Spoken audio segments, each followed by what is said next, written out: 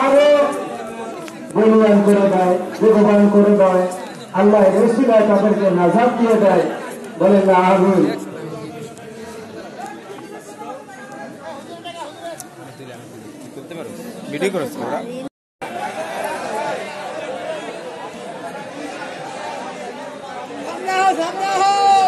আপনারা সবাই নামাজের ঘোষণা জানতে চাইছেন। ঈদ উল আজহার নামাজ আমাদের এই ময়দানে কয়টায় হবে এটা সবাই জানতে ইচ্ছা। এরকম জানতে ইচ্ছা আমাদের প্রত্যেক বছর এরকম একজনের 7টা, একজনের 7:30, একদিন আরো আগে আরো পরে, কিন্তু কোনো সিদ্ধান্ত আসে না। আসলে আমাদের সমাজের একটা অভ্যাস আছে যেটা আমাদের জন্য ব্যর্থতা, সেটা হচ্ছে ঈদের দিন ফজরের নামাজের পরে আমরা বাজারমুখী হই। এটা দুঃখজনক হইলেও সত্য, এটা আদৌ উচিত না। এই পৃথিবীতে যত মুসলিম কান্ট্রি আছে আপনি যদি লক্ষ্য করেন ফজরের নামাজে তারা ঈদের নামাজের প্রস্তুতি নিয়ে আসে। বাংলাদেশের কিছু শহর কেন্দ্রিক ঈদগাহ ময়দান আছে, সেখানেও ফজরের নামাজের পরপরই পড়ে, কিন্তু তারা পারে আমরা কেন পারি? সম্মানিত হাজিরিন, ঈদের নামাজ কখন হয় এটা প্রত্যেক বছর আমরা আগের দিন মাগরিবের পরে প্রত্যেকটা এলাকায় মাইকে এবং জুম্মায় ঈদের নামাজের আগে যে জুমা, সেই জুমায় আমরা ঘোষণা করে দিই। সুতরাং সবার কানে যাইবে। এই জন্য এখন একজনের 7টায়, 7:30 এইভাবে বলা যায় না, কারণ কোরবানির এখন 2.5 মাস।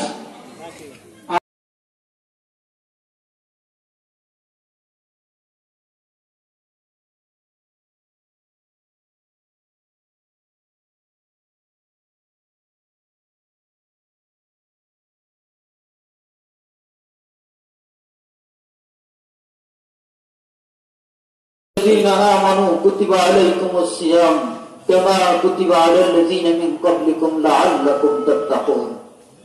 وقال النبي صلى الله عليه وسلم في الحديث الشريف: من صام رمضان إيمانا واحتسابا غفر له ما تقدم من ذنبه وما تأخر. وقال النبي عليه السلام: ومن قام ليلة القدر إيمانا واحتسابا غفر له ما تقدم من ذنبه وما تأخر. وقال النبي عليه الصلاة والسلام: ومن قام رمضان إيمانا واحتسابا غفر له ما تقدم من ذنبه وما تأخر. الله أكبر، الله أكبر، لا إله إلا الله، الله أكبر، الله أكبر، ولله الحمد. قد ودعنا شهر رمضان أيها الإخوان، فنحن في شهر عيد الفطر، في شهر شوال. إن الله سبحانه وتعالى قد فرض علينا صدقة الفطر، فجاء في الحديث الشريف أن النبي صلى الله عليه وسلم فرض صدقة الفطر طهرة للصائم من اللغو والرفث وطعمة للمساكين، فمن أداها قبل الصلاة فهي زكاة مقبولة، ومن أداها بعد الصلاة.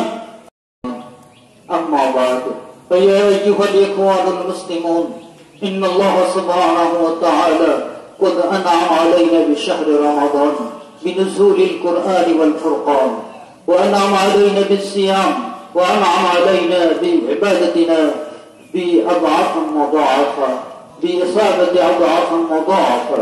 أيها الإخوان، أن الله سبحانه وتعالى قد أنعم علينا